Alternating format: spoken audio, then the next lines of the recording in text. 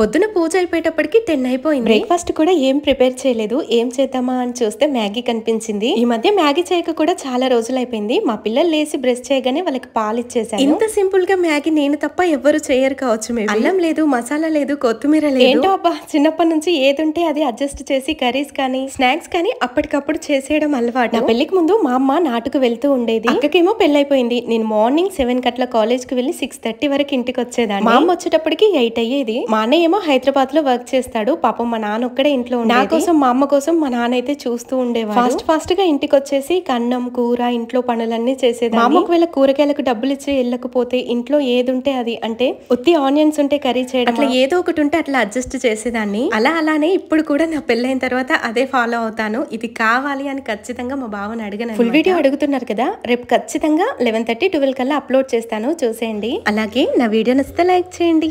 Thank you.